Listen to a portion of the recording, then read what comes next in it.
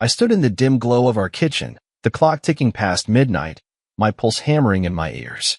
The air felt thick, like it was holding its breath. Emily, my wife of 7 years, stood across from me, her arms crossed, her eyes darting anywhere but mine. Her phone sat on the counter between us, a silent trader glowing with notifications. I'd seen the message before she snatched it away, a name I didn't recognize, a tone too intimate for a girl's trip. Emily, who's Derek? My voice cracked, raw with the weight of suspicion I'd carried for weeks. I wanted her to laugh, to roll her eyes and call me paranoid. Instead, her lips tightened, and she turned to the sink, scrubbing a glass that was already clean. Nobody, she said, her voice clipped, like she was cutting a thread. A friend from the group. You're overthinking this, Nathan. Overthinking. I stepped closer, the linoleum cold under my bare feet. You blocked me, Em. On a trip with your girls, you blocked your husband. Why? My words hung there, sharp and heavy, begging for an answer she wouldn't give. She spun around, her hazel eyes flashing with something guilt, maybe, or defiance. I needed space, Nathan. You're always hovering, always checking. It's suffocating. Her words were a blade, slicing through the trust I'd clung to. Space? I'd given her everything, every late night, every compromise, every quiet moment when I swallowed my doubts to keep us steady. Then why's your phone blowing up with his name? I gestured at the device, its screen now dark but still a witness to her secrecy. You don't block someone you love unless you're hiding something. She laughed, a bitter sound that didn't reach her eyes. You're pathetic. You know that? Digging through my phone like some jealous teenager. Maybe I blocked you because I can't stand your neediness anymore. Her words were a practiced jab, each one landing harder than the last. I felt the room tilt, my chest tightening as the woman I'd built a life with tore it apart with a smirk. I wanted to scream, to demand the truth, but something in her gaze, cold, calculated, stopped me. Instead, I grabbed my keys and headed for the door. I'm done guessing, Em. I'll find out myself. My voice was low, steady, a promise I didn't fully understand yet. As I stepped into the night, I sent a text to her friend Sarah, who was on the trip. Just a few words. Tell Emily I know. 15 minutes later, my phone lit up with 30 missed calls, all from her. The screen glowed like a warning, but I didn't answer. Not yet. My life, before that night, was simple, predictable. I'm Nathan Carter, 34, a high school history teacher in suburban Columbus, Ohio. My days were a rhythm of lesson plans, coffee runs, and grading papers under the hum of fluorescent lights. Emily and I lived in a modest 2-bedroom house, the kind with creaky floors and a backyard we swore we'd fix up someday. I coached the school's chess club, mowed the lawn on Saturdays, and cooked dinner most nights, pasta, usually, because it was her favorite. I thought we were happy, or at least content. I trusted her trips with her college friends, her late nights at the law firm. I trusted her. But that night, standing in our kitchen, I saw the fracture in our life, a crack I couldn't unsee. My goal was clear. I needed the truth, no matter how much it hurt. I needed to know who Emily had become and what she was hiding. This was only the beginning. Something bigger was coming, something that would flip everything I thought I knew upside down. I could feel it, like a storm gathering on the edge of a clear day. The night air bit at my knuckles as I sat in my car, parked in the empty lot of a 24-hour diner just off Route 33. My phone vibrated relentlessly on the passenger seat, Emily's name flashing like a pulse I didn't want to feel. 30 missed calls had turned to 40, then texts frantic, then angry, then pleading. Nathan, call me back. You don't understand. I didn't read the rest. My thumb hovered over Sarah's number instead. She'd seen my message. She knew I was onto something. I needed answers, not Emily's rehearsed excuses. I replayed our fight in my head, each word a splinter. Her smirk, the way she'd called me pathetic, it wasn't just deflection. It was power, like she was daring me to unravel her secret. I wasn't a detective, just a guy who graded essays on the Civil War and played chess with nerdy sophomores. But that night, I felt like I was in a game, and Emily had just made her opening move. I had to counter, or I'd lose everything, our home, our history, the life I thought we built. Sarah answered on the second ring. Nathan, what the hell? Her voice was sharp, like I'd woken her from a dream. Sarah was Emily's college roommate, the blunt one who always smelled faintly of lavender and never sugar-coated anything. What's this? I know nonsense. You're freaking her out. Good, I said, my voice steadier than I felt. She blocked me, Sarah, on her girls' trip.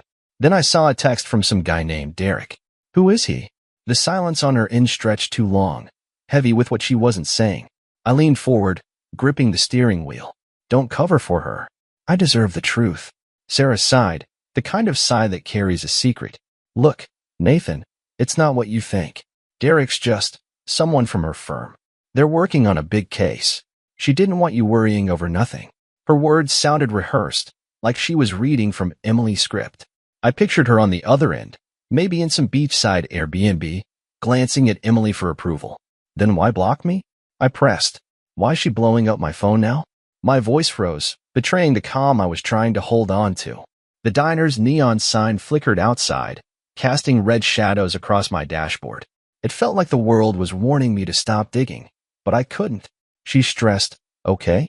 Sarah said. This case is huge, and she's been distant. Just talk to her. Nathan, don't do anything stupid. She hung up before I could push harder. I stared at my phone, the screen now dark, my reflection a ghost in the glass. Stressed?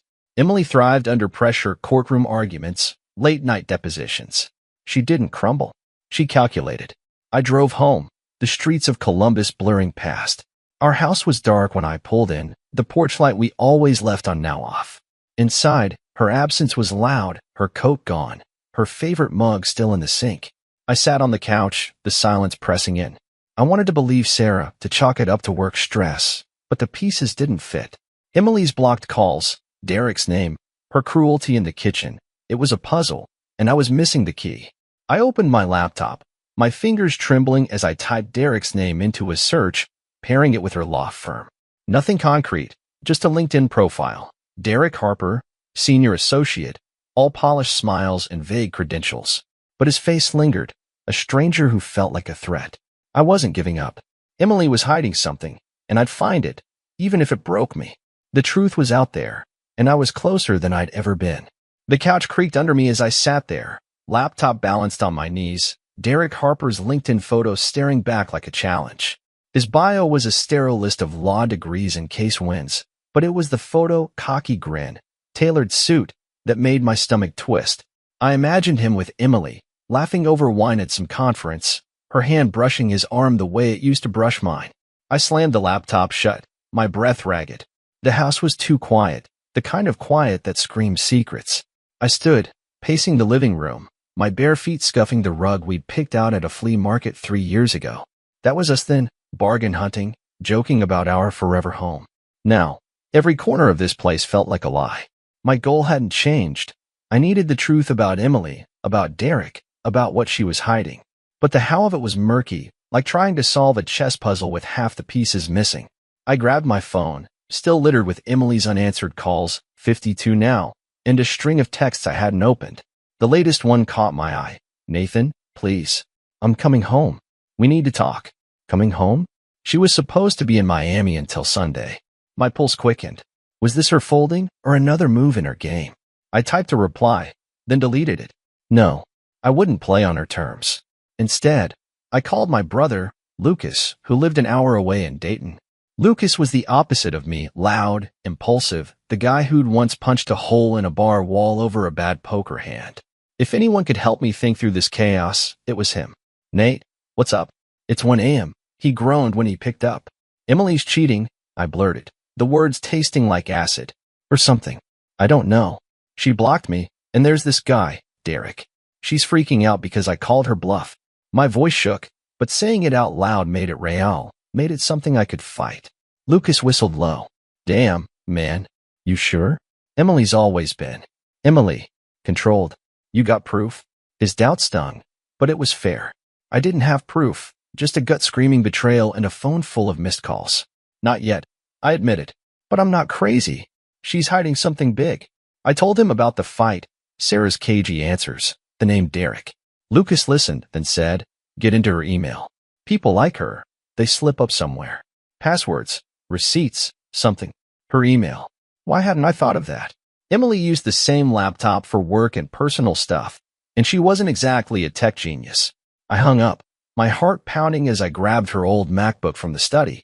She'd left it behind, probably thinking I wouldn't dare. The login screen glowed, and I tried her usual password, our anniversary, 0718.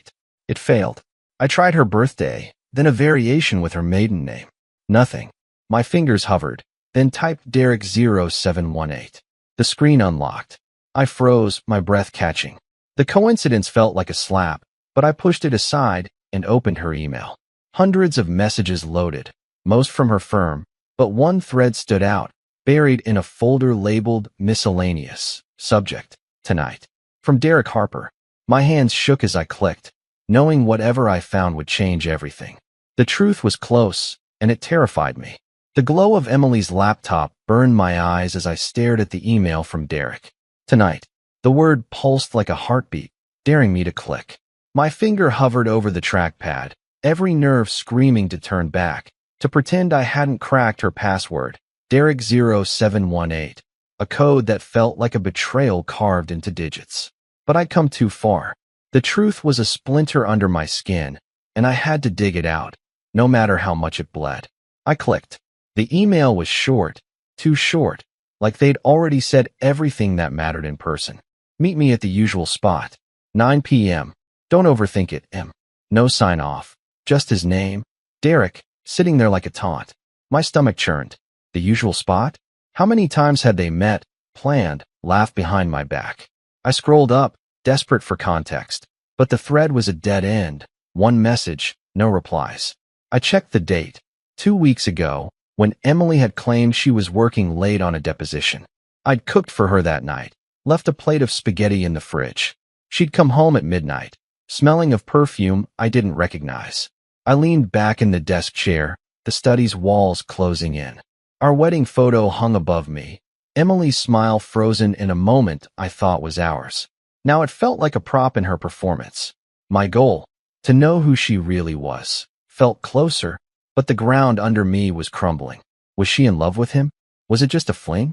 Or was it something colder, calculated, like the way she'd slice me open in our kitchen? I dug deeper, searching her inbox for Derek's name. A few hits, case updates, group emails from the firm, but nothing else personal. Then I checked her trash folder. There it was, a deleted email from Derek, sent 3 days ago. Subject: You sure? The body read, This is bigger than us, M. If you're in, we need to move fast. My breath hitched. Bigger than us. It didn't sound like an affair anymore. It sounded like a plan, a scheme. My mind raced. Embezzlement, blackmail, something tied to her firm? Emily was ambitious, but this felt like a line even she wouldn't cross. Or would she? I heard a car door slam outside. My heart lurched. I snapped the laptop shut and moved to the window, peering through the blinds. Emily's silver Audi was in the driveway, her silhouette climbing out, phone pressed to her ear. She was back early, too early. I ducked back, my pulse hammering. Had Sarah warned her? Was she here to confront me, to spin another lie? I hid the laptop under a stack of papers, my hands shaking like I was some amateur thief in my own home. The front door creaked open, and her heels clicked on the hardwood. Nathan. Her voice was tight, not angry but nervous, like she was testing the air. I stayed silent, my mind a chessboard where every move felt like a trap. I wanted to storm out, demand answers about Derek's usual spot and bigger than us, but something held me back. She wasn't just hiding a lover. She was hiding a secret that could ruin us both. I stepped into the hallway, my shadow falling across her path. She froze, her eyes wide, and for the first time, I saw fear in her face. The game had shifted, and I was no longer just the pawn. Emily's eyes locked onto mine, wide and flickering with something raw. Fear, maybe, or guilt caught in the open. The hallway light cast sharp shadows across her face. Her lipstick smudged like she'd been rubbing her mouth nervously. I stood there, hands clenched, the weight of Derek's emails burning in my mind. You sure? This is bigger than us. Her sudden return from Miami wasn't a peace offering. It was damage control, and I was done being her collateral. Nathan, why didn't you answer my calls? Her voice trembled, but there was an edge to it, like she was trying to seize control. She stepped closer, her purse slung over her shoulder, still in the sundress she'd packed for her girls' trip. I could smell that unfamiliar perfume again, sharp and floral, a stranger's scent in our home. You blocked me first, M. I said, my voice low, steady, though my heart was a drumbeat in my chest. Care to explain that? Or should I ask Derek? Her flinch was subtle, a twitch at the corner of her mouth, but I caught it. Checkmate for now. She set her purse down, slow, deliberate, like she was buying time. You're blowing this out of proportion. Derek's a colleague. I told you it's work. Her words were smooth, rehearsed, but her hands betrayed her, twisting the hem of her dress. I'd seen her argue cases in court, cool as ice. This wasn't that Emily. This was someone cornered. Work, I repeated, stepping closer, my shadow swallowing hers. Work that makes you block your husband? Work that has you meeting him at the usual spot? Or work that's bigger than us? Her face drained of color, and for a moment, I thought she might bolt. I'd read those emails, seen the cracks in her story, and now I was calling her bluff. My goal, to uncover the truth, wasn't just about infidelity anymore. It was about what she was planning, and why she was so desperate to keep me in the dark. Nathan, you went through my emails? Her voice spiked, a mix of outrage and panic. She backed up, bumping the console table, making the keys jangle. That's low, even for you. Low. I laughed, a bitter sound that echoed in the empty house. You don't get to play victim, Em. Not when you're sneaking around with some guy who's got you spooked enough to race home from Miami. What's bigger than us? Tell me. I was pushing too hard. I knew it. But the hurt in me, the guy who'd trusted her, loved her, didn't care. I needed her to break, to give me something real. She crossed her arms, her jaw tight. You're paranoid. I came back to fix this, to talk, but you're making it impossible. Her voice softened, a calculated shift, like she was slipping back into lawyer mode. Let's sit down, okay? I'll explain everything. I didn't move. Her offer felt like a trap, a way to spin the narrative back in her favor. I thought of our life, our quiet dinners, our lazy Sundays, the way she'd hum while folding laundry. Was it all a lie? Or was I the fool, seeing betrayal where there was only ambition? I wanted to believe her, to go back to the Nathan who trusted her implicitly. But the emails, her blocked calls, her fear, they were pieces of a puzzle, and I was too close to the truth to stop now. Explain it now, I said, my voice ablade. Or I keep digging. Her eyes darted to the study, where I'd left her laptop. She knew I wasn't bluffing, and the board was mine. Emily's gaze flickered to the study door, then back to me, her eyes narrowing like she was calculating her next move. The hallway felt smaller, the air between us charged with unspoken accusations. I stood my ground, my demand for the truth hanging like a guillotine. Explain it now, or I keep digging. My words echoed in my head, bold but brittle, because part of me dreaded what I'd find. The Nathan who loved her, who built a life with her, was still in there, clawing to believe this was all a misunderstanding. But the emails, her blocked calls, her nervous twitch, they were a checkmate I couldn't ignore. She exhaled, her shoulders slumping like she'd decided to fold. Fine, Nathan, she said, her voice softer now, almost pleading. Let's sit. I'll tell you what's going on. She gestured to the living room, where our old couch waited, the one we'd binged countless shows on, back when trust was a given.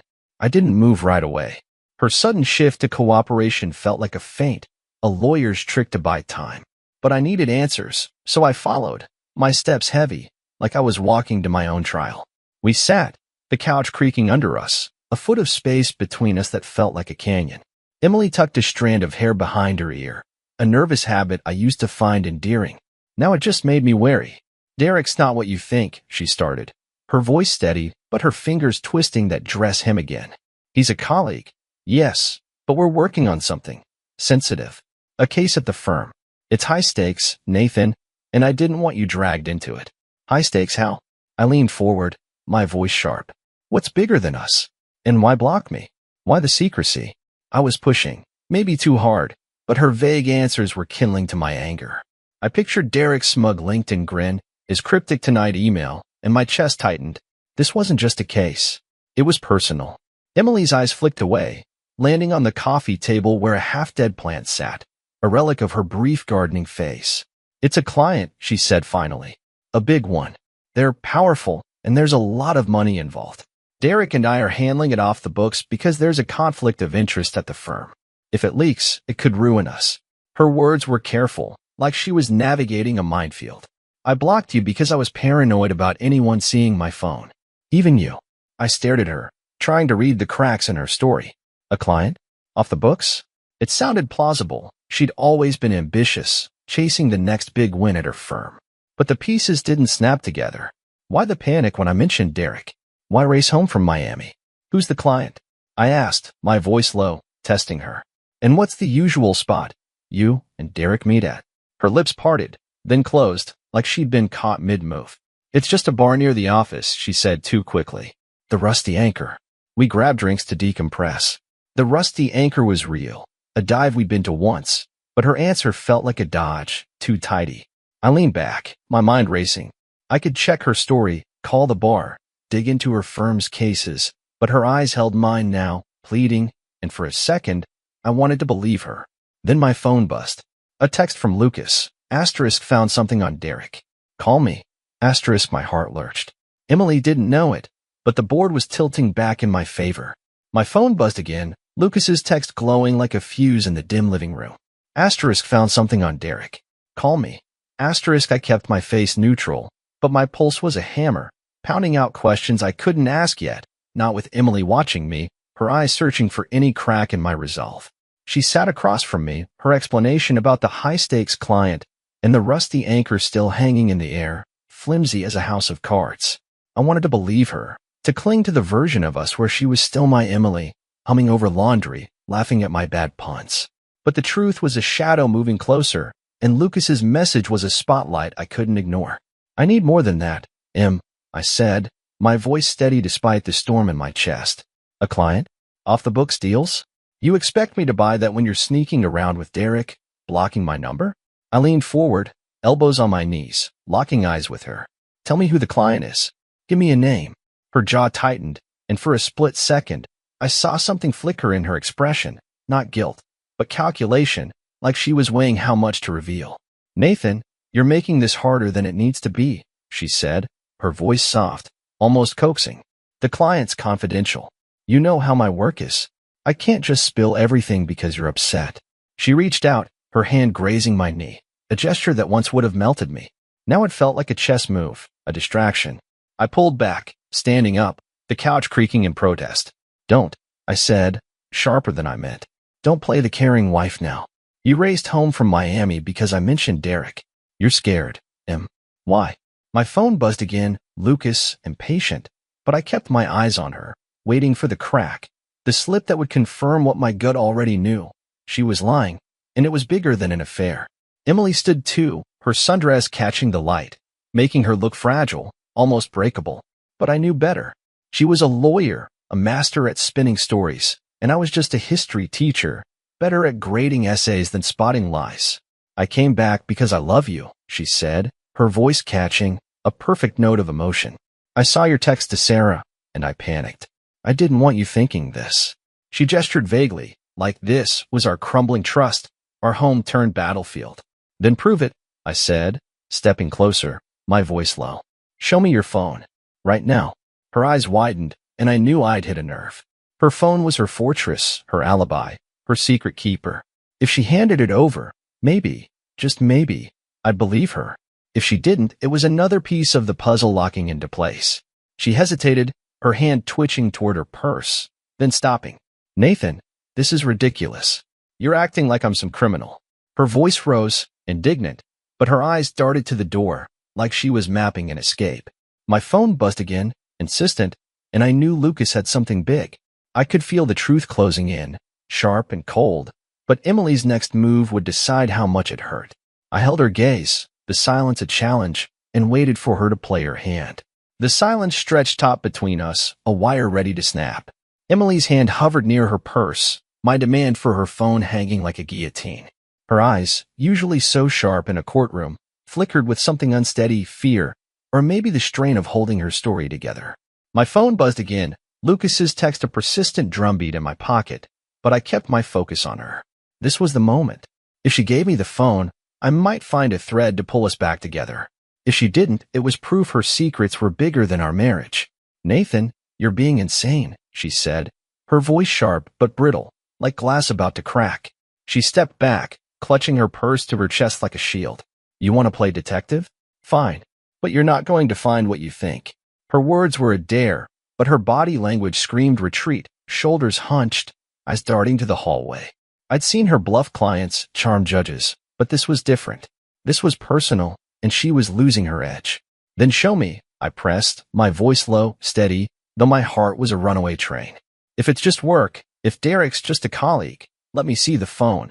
Clear it up, Em. I took a step closer, the floor creaking under me. Our living room suddenly a chessboard where every move mattered. My goal hadn't wavered. I needed the truth, no matter how much it stung. But now, standing inches from her, I felt the weight of what that truth might cost. Our home, our past, the life I thought was ours. She laughed, a short, hollow sound that didn't match her eyes.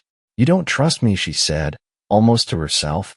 After 7 years, you think I'd throw it all away for what? Some fling. She shook her head, but her hand stayed locked on her purse, knuckles white. You're humiliating yourself, Nathan. Humiliating. I snapped, the word igniting something raw in me. You blocked me, Em. You ran home from Miami because I mentioned Derek. You're the one acting like you've got something to hide. My voice froze, and I hated how it shook, how it betrayed the hurt I'd been swallowing since that night in the kitchen. I thought of the emails, tonight, you sure, and Lucas's text, waiting like a loaded gun. Give me the phone, or I'm done asking nicely. Her face hardened, and for a moment, I saw the Emily who'd argued her way to partner at her firm, cold, calculated, untouchable. You're done, she said, her voice a blade. You want to tear us apart over nothing? Go ahead, but I'm not giving you my phone. She turned, heading for the stairs, her heels clicking like a countdown.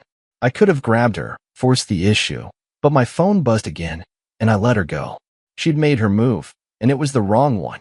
I pulled out my phone, Lucas's text glowing. Derek's not just a lawyer. Check your email. Sent you a file. My stomach dropped. I glanced at the stairs, where Emily's shadow disappeared, then opened my email.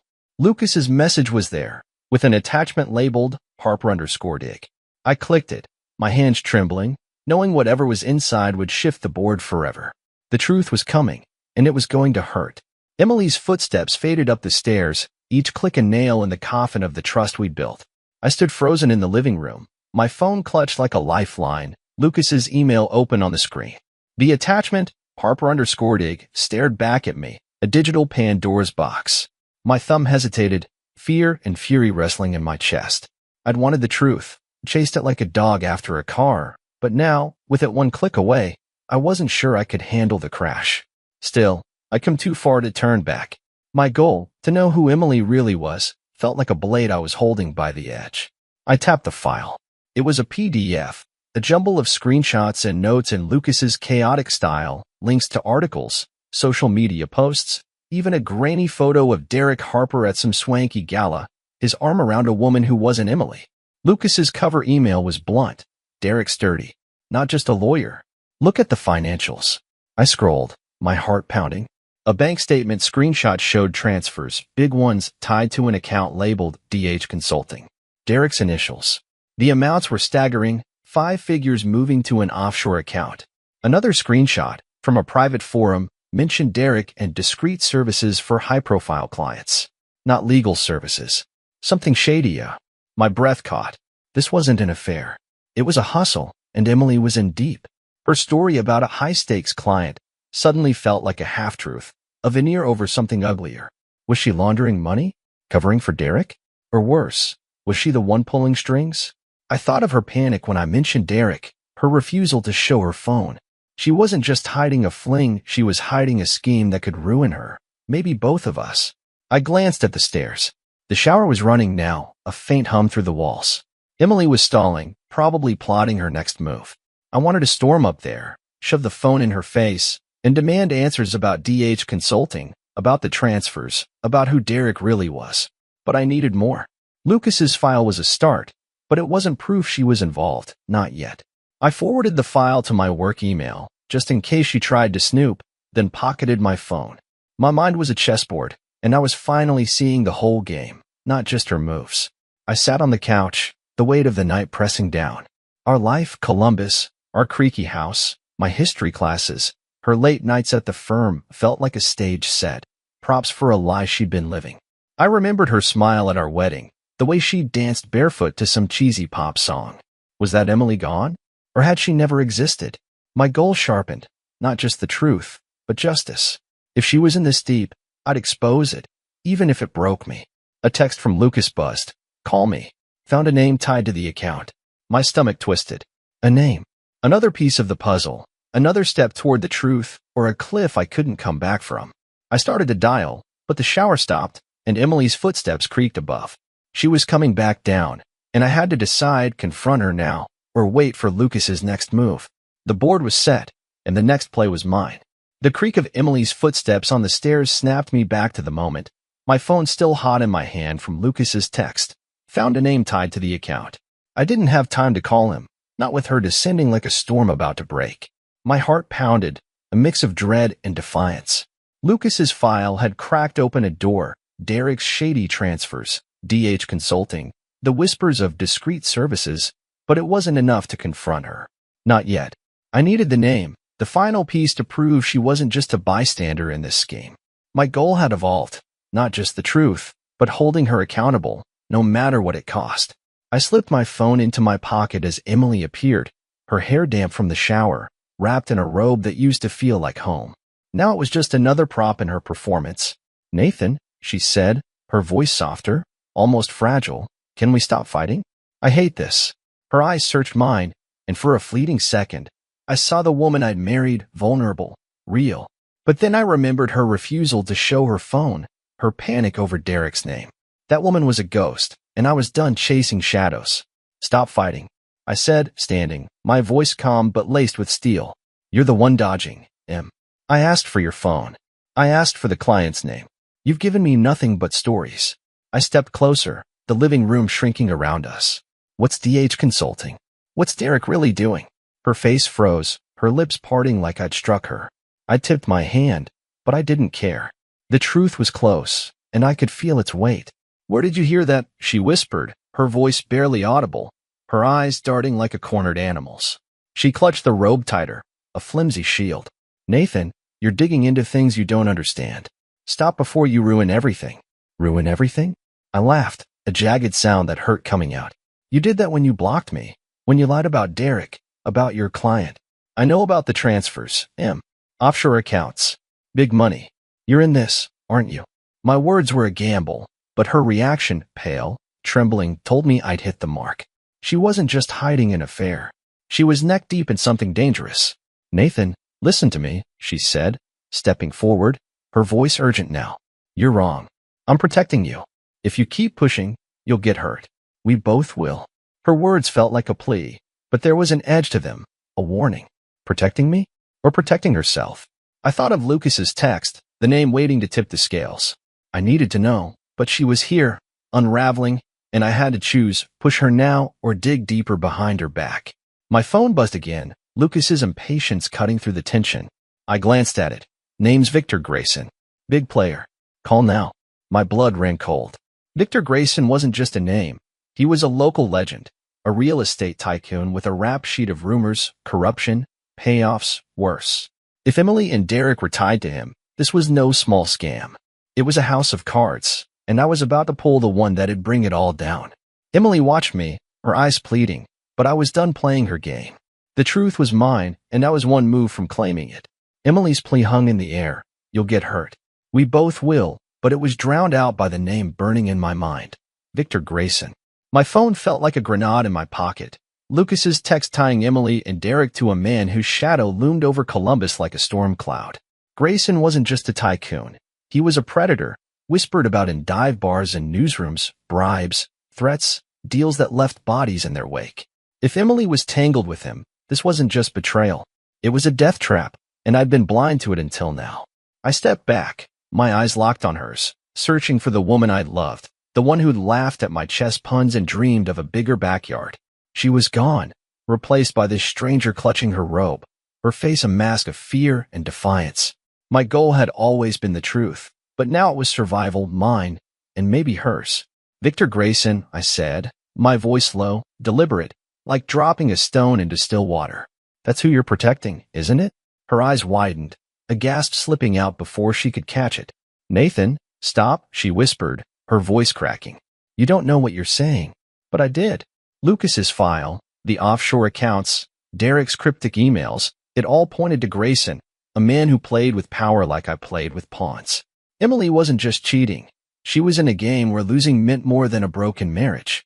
Tell me I'm wrong, I said, stepping closer, my voice steady despite the rage clawing my chest. Tell me you're not tied to him, that you and Derek aren't laundering his money or worse. Her silence was deafening, her hands trembling as she backed toward the wall. I saw it then, the crack in her armor, the moment she knew I'd seen the board clearly. You thought I'd stay clueless, I said, almost to myself.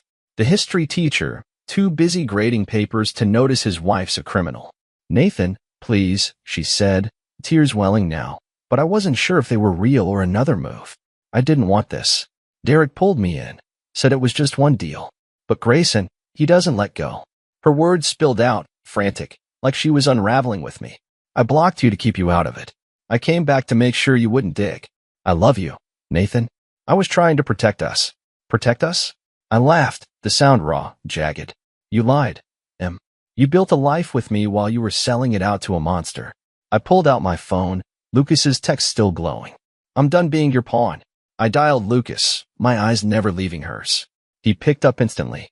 Nate, you okay? Grayson's bad news. Cops have been sniffing around him for years. You need to send it to me, I cut in. Everything you've got. Emily's face crumpled, and she sank to the floor, sobbing. But I wasn't done. I forwarded Lucas's file to a friend at the Columbus Dispatch, a reporter who'd owe me a favor. The truth was out now, a move I couldn't take back. Emily's betrayal had broken me, but exposing her tied me to something stronger, justice, not just for me, but for everyone Grayson had crushed. As I hung up, Emily looked up, her eyes hollow. You've killed us both, she whispered. But I felt alive, free, like I'd finally played my queen. So, what do you think? Did I do the right thing? Or did I just burn my world down? Comment below, and let's talk about it.